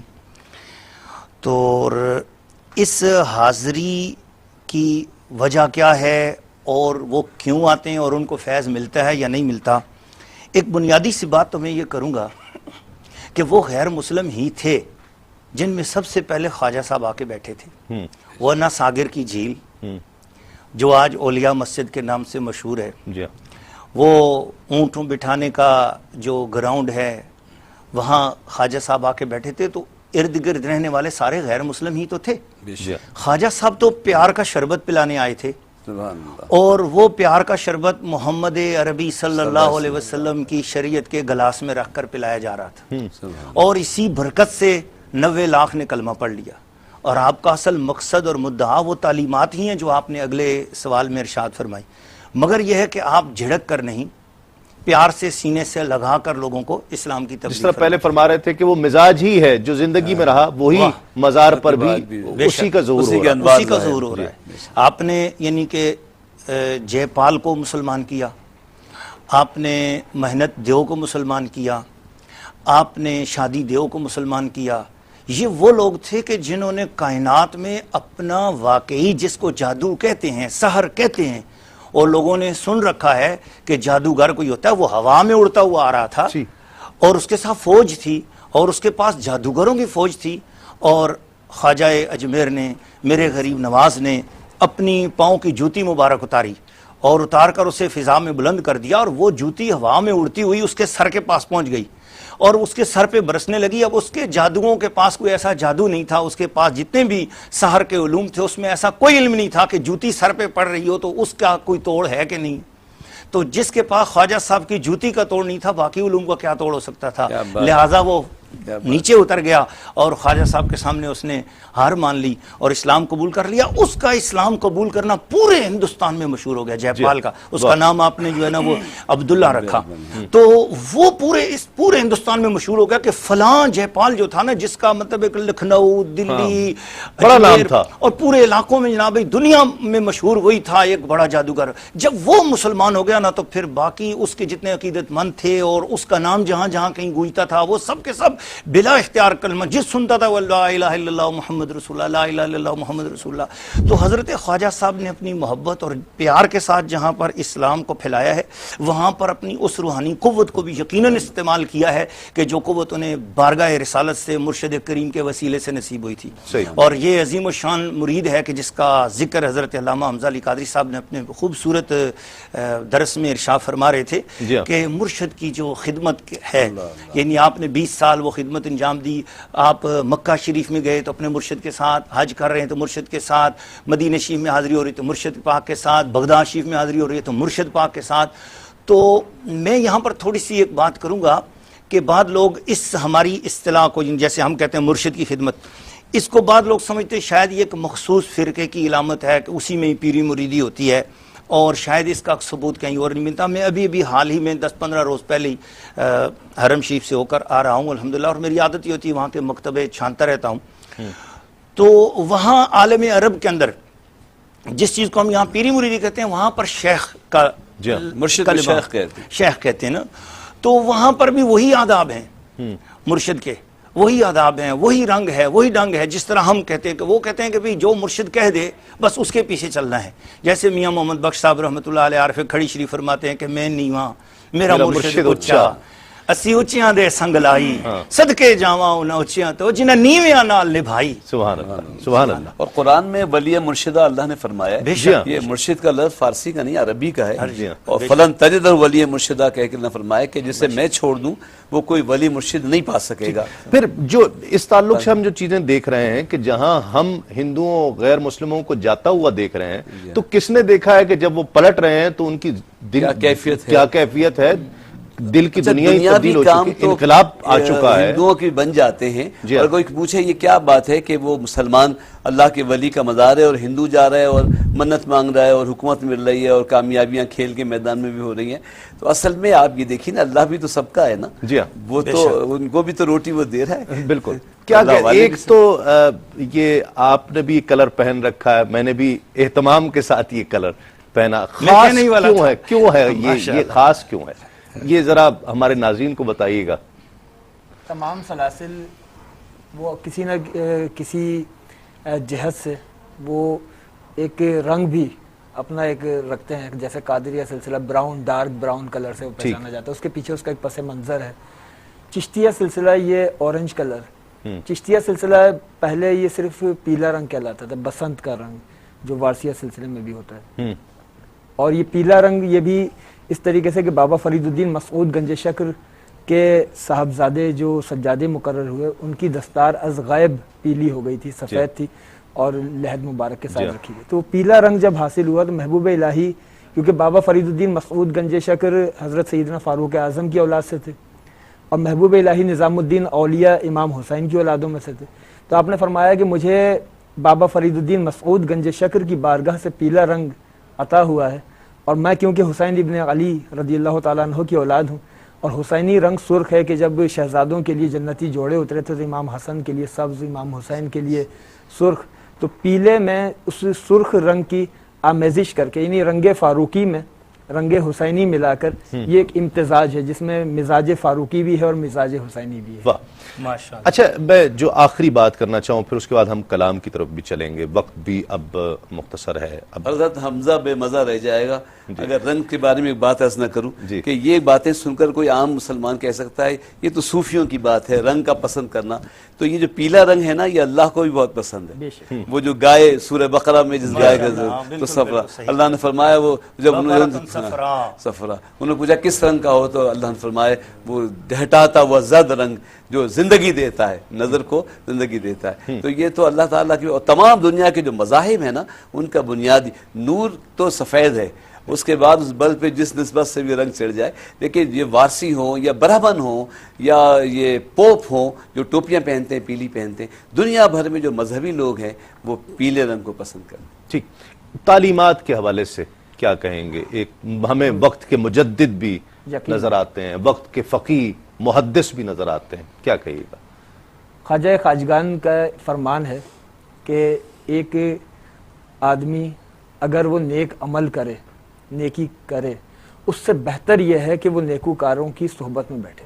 سبحان اللہ. اس لیے کہ نیکوکاروں کی صحبت میں بیٹھنا اس کے اندر وہ تحریک پیدا کرے گا کہ وہ نیک عمل پر استقامت حاصل کر لے گا. تو صحبت صالحین کی یہ بہت بڑی ایک تعلیم ہے ہمارے لیے کہ ہم اپنے معاشرے میں اپنی صحبتوں کو اپنی وہاں سے نگاہ کا فیضان بھی ہے, ترغیب بھی ہے. بالکل بالکل.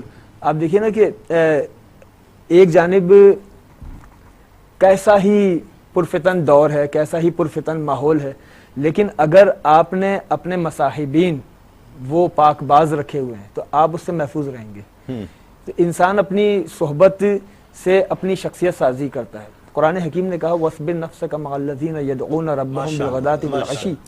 اپنے نفوس کو لاؤ اور ان لوگوں کے درمیان جما دو جو اٹھتے بیٹھتے چلتے پھرتے ہر وقت رب ذوالجلال کے نام کا ذکر کر رہے ہیں.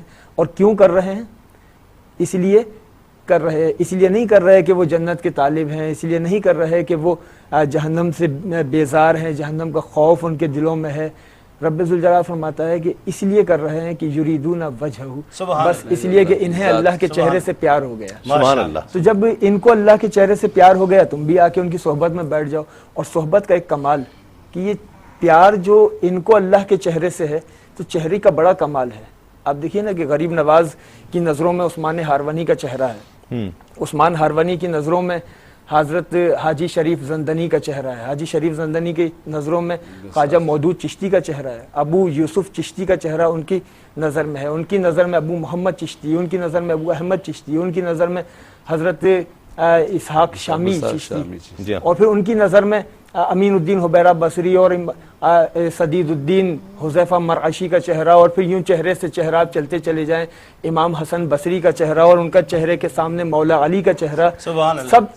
سب رضی اللہ تعالیٰ عنہ کہلاتے ہیں. مولا علی کرم اللہ وجہہ الکریم, مولا علی کے روبرو سرور کونین کا چہرہ ہے. اور شب معراج آپ دیکھیے سرور کونین کا چہرہ کس چہرے کے روبرو ہے. سبحان اللہ. یہ چہرے سے چہرہ یہ صحبت ہے, یہ ایک سلسلے کا فیضان ہے کہ صالحین کی صحبت اختیار کر کے انسان صالح ہو سکتا ہے. جی تعلیمات کے حوالے سے جو آپ بات ارشاد فرما رہے ہیں اس میں مجھے حضرت کی گفتگو کے درمیان دیکھیے عام تاثر میں جو کہنا چاہ رہا ہوں, میرا مقصد کیا ہے کہ ہم آج ایک بہت بڑی تعداد یہ پروگرام دیکھ رہی ہے, بہت غریب نواز کے ماننے والے, ہم بھی میں چشتی ہوں اور میں فخر کرتا ہوں کہ میں چشتی ہوں. غریب نواز کے ماننے والے جو میرے غریب نواز, اور جب سما کا معاملہ آتا ہے تو ہم خواجہ غریب نواز کو دلیل کے طور پر پیش کریں.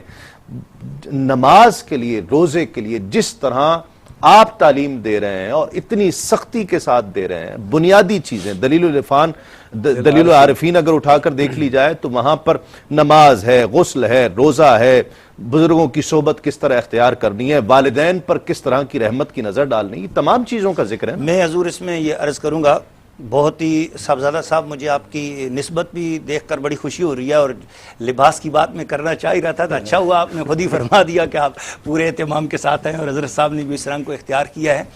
حضور والا گزارش یہ ہے کہ خواجہ صاحب کی جو شخصیت مبارکہ ہے, میں صرف 2 منٹ ضرور لوں گا اس مسئلے میں تاکہ پوری دنیا سن رہی ہے, اور میں یہ عرض کروں گا سب لوگوں کی خدمت میں کہ خواجہ صاحب رحمۃ اللہ تعالی علیہ حضرت خواجہ غریب نواز سیدنا معین الدین عطائے رسول سلطان الہند غریب نواز رضی اللہ تعالیٰ عنہ نے تسبیح اور مسئلے کے زور پر ہی جو ہے نا یہ خلافتیں اور یہ پیری مریدینی حاصل کی ہے. آپ نے نشاپور کا علاقہ، سمرقند، بخارا، افغانستان کے علوم، ہندوستان میں تو آپ بعد میں آئے، جب ہندوستان میں آپ نے قدم مبارک رکھا اس سے سب سے پہلے آپ لاہور آئے تھے، داتا گنج بخش رحمۃ اللہ علیہ کی خدمت میں حاضری دی، اور بعد میں آپ جو ہے نا ملتان میں رہے اور آپ نے ہندوستان کی تمام زبانوں کو سیکھا. اس دور کا تمام قاہرانہ علم جتنا تھا وہ خواجہ صاحب نے باقاعدہ اکتساب کیا، اسے حاصل کیا آپ نے، اس دور کا علم سارا حاصل کیا آپ نے. اور تمام درسگاہوں میں بڑے بڑے علوم، بڑے بڑے محدثین، بڑے بڑے مفکرین جتنے بھی موجود تھے ان سب سے آپ نے علم کا اپنا حصہ حاصل کیا. اور پھر اس کے بعد آپ نے طریقت کی دنیا میں جب قدم رکھا تو پورے ایک باعمل عالم دین کے طور پر، باعمل مفتی، باعمل محدث، باعمل مفسر قرآن کے طور پر آپ نے طریقت کی دنیا میں قدم رکھا. اور جب آپ طریقت کی دنیا میں گئے حضرت سیدنا خواجہ عثمان ہرونی رحمۃ اللہ تعالی کی خدمت میں، تو 20 کلومیٹر پہلے ہی 20 کلومیٹر یعنی ان کی پہنچنے سے پہلے 20 کلومیٹر رستے میں ہی جو ہے آپ نے خواجہ عثمان ہرونی نے بندے بھیج دیے تھے کہ کوئی شیر آ رہا ہے وہ زمانے کا شہباز آ رہا ہے، اس کا استقبال کرو. اور ادھر حضور نے ارشاد فرما دیا کہ دور حاضر کے سارے علوم لے کے آ رہا ہے، تیری بارگاہ میں پہنچ رہا ہے، تو اس کے علم کو تو نے کندن بنانا ہے، سونے کو کندن بنانا ہے. اور پھر آپ نے اپنے پاس 6 ماہ رکھا، اور 6 ماہ کے بعد سورہ بقرہ کی تلقین کی. یہ وہی بات ہے جو حضرت عمر فاروق رضی اللہ تعالیٰ عنہ فرماتے ہیں کہ میں نے 12 سال میں جا کے سورہ بقرہ کا علم حاصل کیا. یہ وہ معمولی باتیں نہیں ہیں. تو آج اگر کوئی شخص ان کی ہستی مبارک کو یہ دیکھ رہا اور یہ سمجھتا ہو کہ شاید وہ کوئی ایک جس طرح کے عام طور پر ایک مشہور ہوتا ہے کہ بے علم فقیر تھے، نہ، وہ قاہرانہ علم اس دور کے تمام علوم ان کے پاس تھے، اور باطنی علوم بھی اور ظاہری علوم بھی آپ کے پاس تھے. اور پھر میں یہ عرض کرنا چاہوں گا کہ پھر جس وقت آپ خواجہ تاریخ آپ کو اس صدی کا مجدد لکھتی ہے. بے شک حضور. اور اس کے علاوہ یہ بات بھی ہے کہ آپ اس دور کے مکمل فقیہ بھی تھے، مکمل محدث بھی تھے، مکمل مفسر قرآن بھی تھے، اور آپ مکمل حافظ قرآن بھی تھے. اور پھر سب سے بڑی بات یہ کہ آپ کے یعنی کہ معمولات شبی جو ہے، روز و شب کے جو معمولات ہیں وہ پڑھیں. اور تمام کتابوں میں یہ بات موجود ہے کہ آپ تہجد کے وقت اٹھا کرتے، تہجد کی نماز پڑھتے، آپ کا رکوع لمبا ہوتا، آپ کے سجدے لمبے ہوتے تھے. پھر صبح کی اذان آپ خود ادا فرماتے تھے، اذان خود دیتے تھے، نماز خود پڑھاتے تھے، اور اشراق تک بیٹھے رہتے تھے اور نوافل پڑھتے. اور اشراق اور چاشت کی 12 رکعتیں آپ روزانہ پڑھتے تھے. آپ اندازہ لگائیں نا ذرا یہ چیزوں کا. تو جو اللہ تعالیٰ کے حضور، یعنی اس کے بعد نماز ظہر روزانہ اس میں صلاۃ و تسبیح ادا ہوتی تھی، نماز ظہر ادا ہوئی، عصر ادا ہوتی، مغرب ادا ہوتی. اکثر اوقات پیر کا روزہ رکھتے، جمعرات کا روزہ رکھتے.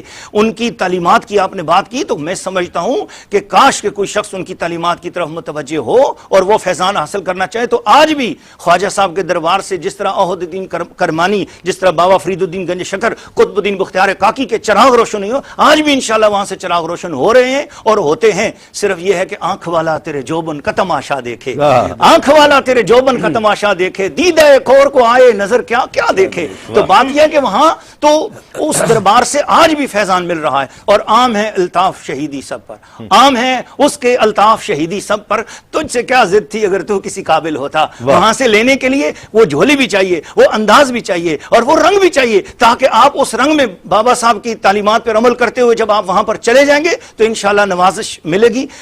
کلام شریف کے بعد میں ایک حافظ صاحب کا واقعہ ضرور سنانا چاہوں گا. یقیناً آپ اپنے پروگرام کو آگے چلائیں. ایک حافظ صاحب کا واقعہ میں سناؤں گا. میں چاہتا ہوں آپ سنا دیں پھر اس کے بعد تاکہ جو ہے نا پھر ہم کلام لیں. ٹھیک ہے. ایک حافظ صاحب تھے، یہ واقعہ بھی تاریخ کی مستند کتابوں میں آتا ہے. حافظ صاحب تھے اور یہ حضور کے زمانہ اقدس کے بعد کی بات ہے. آپ کے اپنے مزار اقدس میں جلوہ افروز ہونے کی بات ہے. آج سے تقریباً 200-300 سال پرانا واقعہ ہے یہ.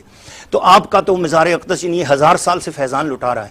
تو حافظ صاحب تھے، وہ ان کی بچیاں تھیں 6.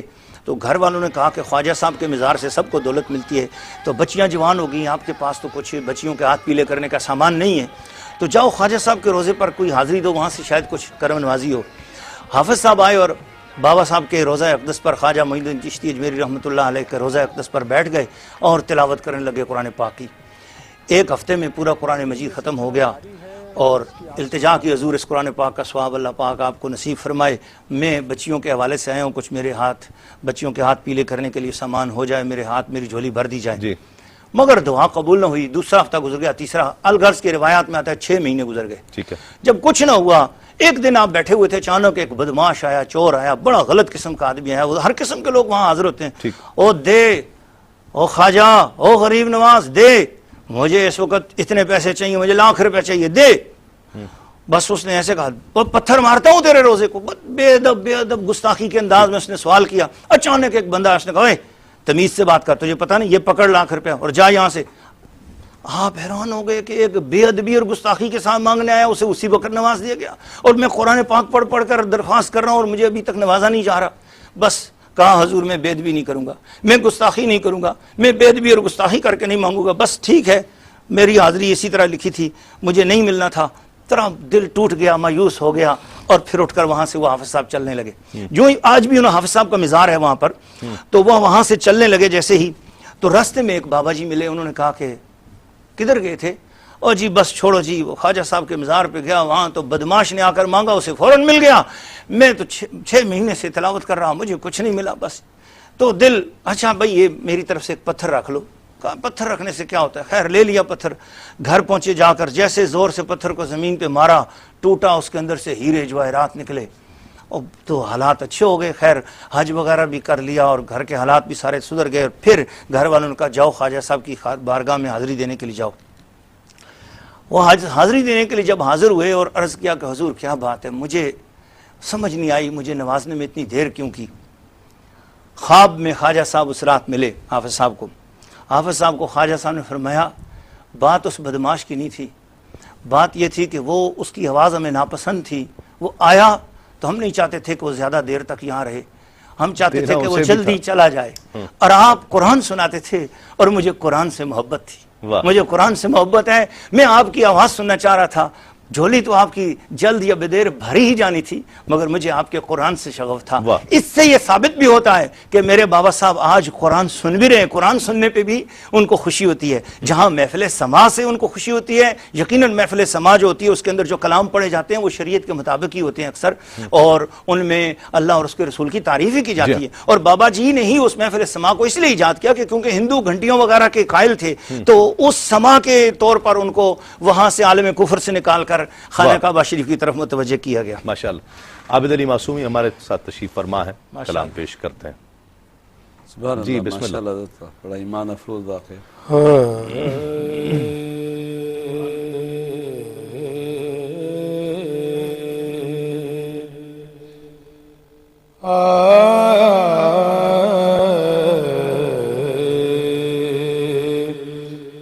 خواجہ خواجگاں تیری کیا بات ہے, خواجہ خواجگاں تیری کیا بات ہے, خواجہ خواجگاں تیری کیا بات ہے, ہم یہ بے کساں تیری کیا بات ہے, ہم یہ بے کساں تیری کیا بات ہے. اور والی ہند تو شاہ اجمیر تو, والی ہند تو شاہ اجمیر تو, والی ہند تو شاہ اجمیر تو, ملک تیرا جہاں تیری کیا بات ہے. اور اولیاء سر جھکاتے ہیں آ کر جہاں, اولیاء سر جھکاتے ہر جہاں ہے تیرا آستان، تیری کیا بات ہے تیرا آستان، تیری کیا بات ہے۔ اب میں جاؤں کہاں میرے خواجہ پیا، اب میں جاؤں کہاں میرے خواجہ پیا، اب میں جاؤں کہاں میرے خواجہ پیا، اب میں جاؤں کہاں میرے خواجہ پیا، چاہیے ہے امان تیری کیا بات ہے، چاہیے ہے امان تیری کیا بات ہے۔ خواجائے خواجگاں بندہ پرور ہے تو، خواجائے خواجگاں بندہ پرور ہے تو، خواجائے خواجگاں بندہ پرور ہے تو، اے غریبوں کی جان تیرے کیا بات ہے، اے غریبوں کی جان تیری کیا بات ہے۔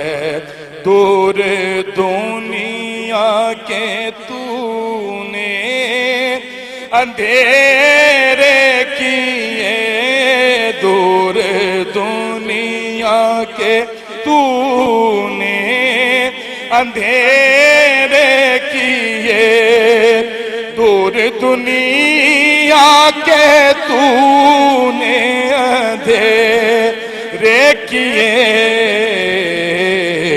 روشنی کے نشان تیری کیا بات ہے، روشنی کے نشان تیری کیا بات ہے۔ خواجائے خواجگاں تیری کیا بات ہے، حامی بے کساں تیری کیا بات ہے، خواجائے خواجگاں تیری کیا بات ہے۔ ماشاءاللہ ماشاءاللہ، بہت شکریہ حضرت مولانا سید حمزہ علی قادری صاحب، آپ کا بہت شکریہ۔ حضرت ایک جملے میں نظر عقیدت پیش کر دوں جی جی بالکل، کہ ہر انسان مسلمان نہیں ہے، ہر مسلمان مومن نہیں ہے، اور ہر مومن متقی نہیں ہے، اور ہر متقی ولی نہیں ہے، اور ہر ولی خواجہ غریب نواز نہیں ہے۔ سبحان اللہ، واہ، کیا بات ہے۔ علامہ فیصل عزیز صاحب آپ کا بہت شکریہ، اویس صاحب آپ کا بہت شکریہ، عابد علی معصومی صاحب آپ کا بہت شکریہ۔ ناظرین کرام، آج عرس کا دن تھا اور عرس کا دن ہے، ایک تو ایصال ثواب کیجئے، دوسری بات یہ کہ ہم نے کوشش کی کہ آج جہاں عرس کا ذکر کیا جائے، عرس کے دن سے صاحب عرس کے فیضان کا تذکرہ کیا جائے، وہیں پر یہ ذرا مشکل تھا کہ صاحب عرس کی تعلیمات کا تذکرہ کیا جائے، لوگوں کو رغبت دلائی جائے جو الفاظ معین الدین چشتی اجمیری رحمۃ اللہ علیہ کے ہیں ان کی طرف، اس پر ترغیب دلائی جائے آپ کے ملفوظات کی طرف، آپ کی تعلیمات کی طرف۔ بہت اچھا لگتا ہے جب کرامت بیان ہوتی ہے، مجھے خود بہت لطف آتا ہے، میرا بھی جی چاہتا تھا کہ میں کوئی کرامت بیان کرتا، اور ہم یکم سے لے کر 10 رجب تک، اور کرامات کا بیان بھی اس وجہ سے میں ضروری سمجھتا ہوں کہ لوگ اس سے بہت کچھ سیکھتے ہیں، اور اس سے ان پر ایک ایسی قلبی کیفیت طاری ہو جاتی ہے کہ پھر وہ اس طرف راغب ہو جایا کرتے ہیں۔ حضرت معین الدین چشتی اجمیری رحمۃ اللہ علیہ دلیل العارفین میں درج ہے کہ آپ فرماتے ہیں کہ میں شام میں تھا اور شام کے قریب ہی، شہر کے قریب ہی ایک غار تھی، اس میں ایک درویش عبد الواحد غزنوی ان کا نام تھا، وہ بیٹھا کرتے تھے۔ کہا کہ ایک دن میں ان کے پاس چلا گیا، غار میں پہنچا تو اچانک دیکھا کہ وہ درویش بیچ میں تشریف فرما ہے اور دونوں اطراف میں دو شیر بیٹھے ہوئے ہیں۔ میں دیکھ کر کچھ دیر کے لیے، کچھ لمحات کے لیے خوف زدہ سا ہوا۔ آپ نے شفقت فرمائی، کہا نوجوان آ جاؤ، بیٹھو۔ دو تین نصیحتیں کی اور پھر اس کے بعد اللہ کے خوف کا، اس کے تقوی کا ذکر کیا، اور پھر مجھے بٹھا کر کہا کہ میں ایک زمانے سے یہاں پر ہوں، گوشہ نشینی اختیار کیے ہوئے، دنیا کے تمام تعلقات میں نے چھوڑ دیے ہیں، اور 30 سال سے میں یہیں پر اللہ کا ذکر کرتا ہوں، اللہ کو یاد کرتا ہوں، لیکن 30 سال سے ایک بات کو یاد کرتا ہوں تو رو پڑتا ہوں کہ حضور وہ کیا بات ہے؟ کہا اگر قیامت کے دن میری یہ تمام نمازیں، یہ میرا ذکر میرے منہ پر مار دیا گیا تو میں کہاں جاؤں گا؟ میرا کچھ نہیں بچے گا۔ اور پھر نماز کی بالخصوص تلقین فرمائی۔ خواجہ غریب نواز رحمۃ اللہ علیہ فرماتے ہیں کہ میں نے اپنے پیر و مرشد خواجہ قطب الدین بختیار کاکی رحمۃ اللہ علیہ سے سنا تھا، اور سرکار کا بھی فرمان ہے کہ نماز دین کا ستون ہے۔ خواجہ قطب الدین بختیار کاکی رحمۃ اللہ علیہ فرمایا کرتے تھے کہ اگر ستون ہی نہ رہے تو پھر عمارت کہاں سے رہے گی؟ اگر ستون ہی نہ رہا، ہم خواجہ غریب نواز، میرے غریب نواز، میرے غریب نواز، اور سب پر بڑے کی علامت ہی یہی ہوتی، بڑا ہوتا ہی وہی ہے کہ جس کا ذکر کرتے ہوئے سب کہتے ہیں وہ بہت بڑا ہے، اور جتنا خواجہ کا مجھ پر کرم ہے کسی پر نہیں ہے۔ یہ بڑے کی پہچان ہوتی ہے، بڑا وہی ہوتا ہے۔ ہم نے دیکھا ہے اور اکثر لوگوں کو یہ کہتے ہوئے کہ جتنا خواجہ غریب نواز نے مجھے نوازا ہے کسی کو نہیں نوازا، اور سچ بھی ہوتا ہے کہ اس پر قلبی کیفیات کچھ اس طرح کی ہوتی ہیں کہ وہ یہ سمجھتا ہے، اس بات پر اس کا تیقن اس طرح کا ہو جاتا ہے کہ جو خواجہ غریب نواز سے میرا تعلق ہے وہ کسی اور کا نہیں ہے، اور جتنا مجھے نوازا ہے کسی کو نہیں نوازا۔ میں بھی یہی کہتا ہوں، آپ بھی یہی کہتے ہوں گے، یہ احباب یہ سب یہی کہتے ہوں گے۔ سب پر ایسی نگاہ التفات، سب پر ایسی کرم نوازی، ایسے کریم ہیں، ایسے غریب نواز ہیں۔ جب ہم کوئی مشکل آ جاتی ہے تو خواجہ غریب نواز یا معین الدین یا معین الدین پکارتے ہیں۔ پھر اس کے ساتھ ساتھ جس طرح ذکر ہوا کہ جب سما کا ذکر ہوتا ہے تو ہم خواجہ غریب نواز کا حوالہ دیا کرتے ہیں، آپ کے اقوال کوٹ کیا کرتے ہیں ریفرنس کے طور پر۔ ہم نماز کے طور پر، نماز کی پابندی کے تعلق سے کیوں خواجہ غریب نواز کا ذکر نہیں کرتے؟ ہم اعمال کی طرف آتے ہوئے، مجاہدے اور ریاضت کی طرف آتے ہوئے ایک عرصہ لگتا ہے معین الدین کو غریب نواز بنتے ہوئے، بزرگوں کی صحبت کے لیے، علماء کی صحبت میں بیٹھنے کا۔ پھر جو آپ نے سفر فرمائے ہیں، اللہ رب العزت غریب نواز کی اس غریب نوازی کو قائم رکھے، آپ کی غریب نوازی قائم رہے، آپ کا کرم اسی طرح سے مسلسل رہے ہم غریبوں پر۔ اور میں نے کل رات بھی یہ جملہ کہا تھا پروگرام میں کہ ہم غریب نہیں جانیں گے غریب نواز کون ہے تو پھر کون جانے گا؟ ہم غریبوں کے بچے نہیں جانیں گے۔ اور میں رات بات یہ کہی کہ یہ صرف غربت مال نہیں ہے، غربت اعمال ہے، غربت احوال ہے، غربت افکار ہے، یہ تمام غربتیں ہیں۔ ہم بے شمار غربتوں کا شکار ہیں، لیکن ہمیں فخر ہے کہ تو بڑا غریب نواز ہے۔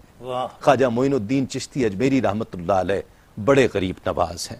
میں نشیب ہوں تو فراز ہے، تو بڑا غریب نواز ہے۔ میں نیاز مند تو ناز ہے، تو بڑا غریب نواز ہے۔ تیری شان خواجہ سنجری نہ جب سے غم کے طبیب کو کہ نوازتا ہے غریب کو، سنا جب سے غم کے طبیب کو کہ نوازتا ہے غریب کو، مجھے اپنے آپ پہ ناز ہے، تو بڑا غریب نواز ہے، تو بڑا غریب نواز ہے۔ غریبوں کا بھرم رکھ لیجئے یا معین الدین یا غریب نواز۔ اللہ رب العزت نے حضور خواجہ غریب نواز کو وہ مقام، وہ مرتبہ عطا کیا کہ پوری دنیا میں لوگوں کے دلوں میں ان کی محبت ڈالی ہے، وہ کلمہ گو کے دل میں بھی ڈالی ہے، جو کلمہ نہیں پڑھتا ہے اس کے دل میں بھی ڈالی ہے۔ پھر خواجہ اجمیر کی بارگاہ میں بلا لیا اور پھر وہاں سے نوازا۔ نوازنے کے رنگ نرالے ہیں، ڈھنگ نرالے ہیں۔ اللہ رب العزت یہ آستہ قائم رکھے اور تمام دیکھنے والوں کو دنیا بھر میں جہاں بھی یہ پروگرام دیکھا جا رہا ہے، میں یہ دعا کرتا ہوں کہ آج کی عرس کی فیضان، آج کے عرس کی برکتیں ہم سب کو عطا ہوں، ہم سب کی خیر ہو۔